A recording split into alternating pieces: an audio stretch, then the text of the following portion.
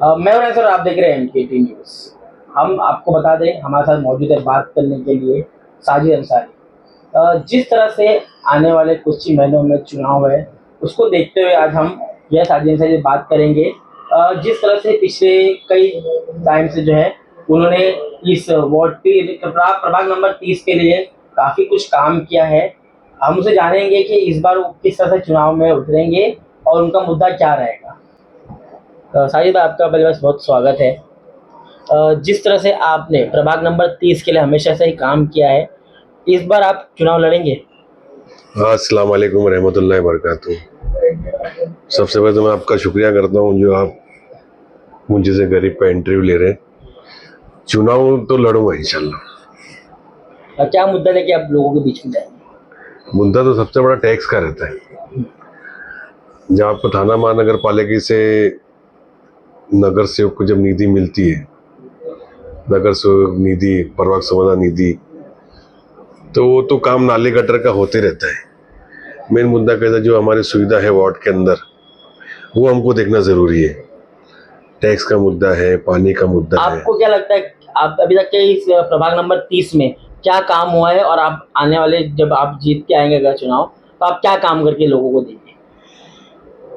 काम तो करने का बहुत शौक है इंशाल्लाह, काम तो करके देंगे। और कैसा काम तो अभी कुछ बचा नहीं है मेरे ख्याल से वार्ड नंबर 30 में इतना। ये लगभग तो काम हो चुका है, और जो भी काम रहेगा इंशाल्लाह, और हम जैसे हम जीतते हैं तो इंशाल्लाह आने वाले वक्त में हम लोग जरूर काम करेंगे। और क्या कहेंगे जिस तरह से विधायक जितेंद्र अवार्ड पे लगातार ही आरोप लगता है, आप भी उन्हीं की पार्टी के आदमी हो, जिस तरह से लगातार उनको जो है आरोप लगता है कि मुंब्रा शहर में विकास नहीं हुआ है, आप उसको किस तरह से देखते हो? नहीं ना, कैसा है ना, किसी को रोटी सेकने के ना अवार्ड साहब का नाम लेता है। वो सोचते हैं कि मैं अवार्ड साहब का नाम लेके उनकी बुराई करके मैं सुपर स्टार बन जाऊंगा। विकास नहीं होता तो आज हम लोग 96,000 वोट से जीतते नहीं थे। विकास हुआ है, लोगों को मालूम है कि हमारा साहब काम करता है। जब उस बेस को ऊपर हमारे को इंशाल्लाह वोट मिला है। और एनसीपी अजित पवार गुट के जो है नेता है नसीर खान उर्फ नसीर खान, उन्होंने साफ तौर पे ये आरोप लगाया था कि जब मुंब्रा शहर में रमज़ान के वक्त जब जो है मुंब्रा के शहर को ज़रूरत थी विधायक जितेंद्र अवार्ड की, तो वो जो है मरीन ड्राइव पे जाकर गिटार बजा रहे थे। वो साथ में थे क्या? उन्होंने कहा कि वीडियो शेयर किए थे। बातें तो वैसा देखो रियान में बहुत होती है ना, मैं ये कर रहा था, आप वो कर रहे थे, ये कर रहे थे, वो गिटार बजा रहे थे, सबूत है क्या? वीडियो शेयर हुआ है। किधर शेयर हुआ है? मैं तो नहीं देखा। मैं तो परसों की न्यूज देखा, दीपक भाई ने लिए थे न्यूज, देखा मैंने। ये अजीत दादा गुट के सब सिर्फ बातें कैसी है, मेरे मोबाइल में ये है, अभी दिखा दूंगा, मेरे पास वो है, मैं कर दूंगा। कर कुछ नहीं रहे, सत्ता में रह के भी खाली बज रहे। जिस तरह से उन्हीं के जो है पार्टी का एक नेता है, विधायक है संग्राम जगताप, उन्होंने जिस तरह से मुसलमानों के खिलाफ टिप्पणी की, उसको हम लोग कल प्रोटेस्ट किए थे। तो वहाँ पे एसीपी साहब थे, मुंब्रा सीनियर थे, उनसे निवेदन किया कि उसके ऊपर एफआईआर बनाए। और इंशाल्लाह हमसे अल्लाह से उम्मीद है कि मुंब्रा चौकी उस पर एफआईआर बनाएगी जरूर।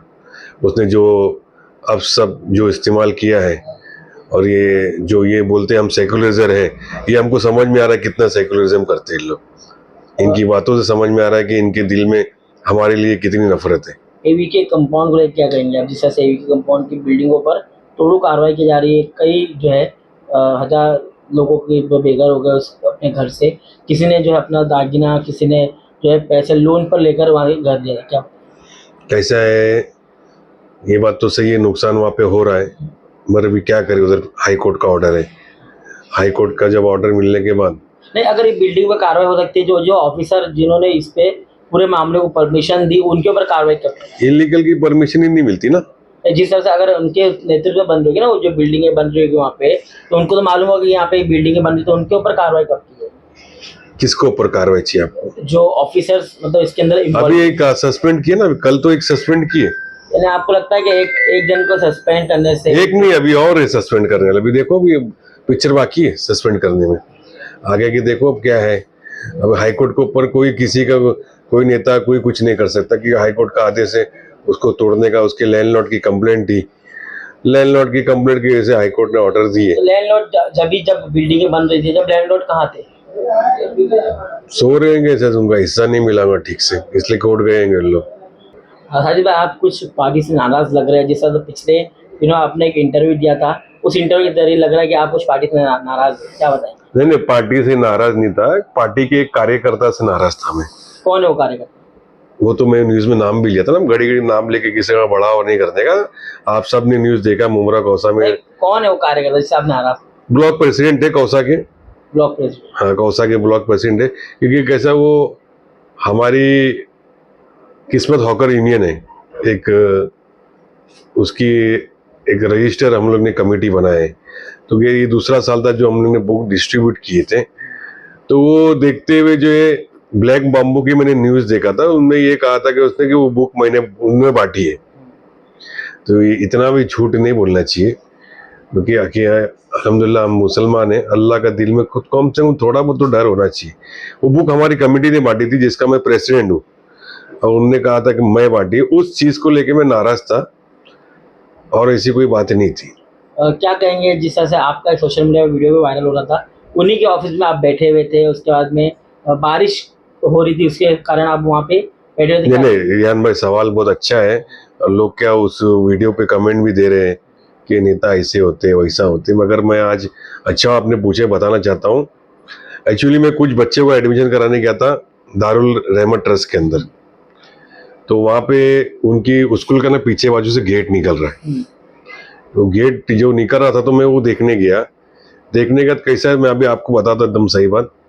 मेरे को मेरे आमदार ने मना किया है, मेरे को मेरे बड़े भाई शमीम भाई ने मना किया कि उस गली में आप इंटरफेयर मत करो। तो मैंने क्या किया, एक लड़का वहाँ गली का खड़ा था, मैंने उसको बोला जाके जाहिद मेडिकल को बुला के लेके आ।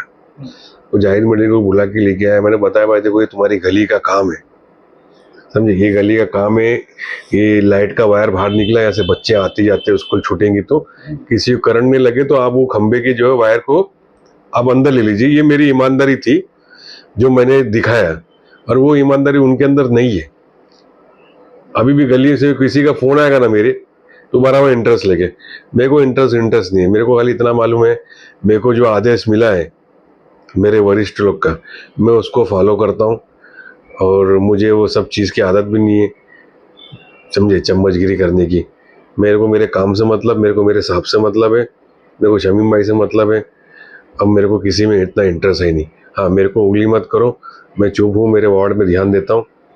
तो मैं अपना देखो, मैं अपना देख रहा हूँ। तो जैसे कि आपने देखा, हमने बात करी है साजिद अंसारी से। जिस तरह से प्रभाग नंबर 30 जो है उसके अंदर साजिद अंसारी ने पहले से ही काम किया है, हमने आपको बताया था। देखिए क्या कुछ जानकारी है साजिद अंसारी।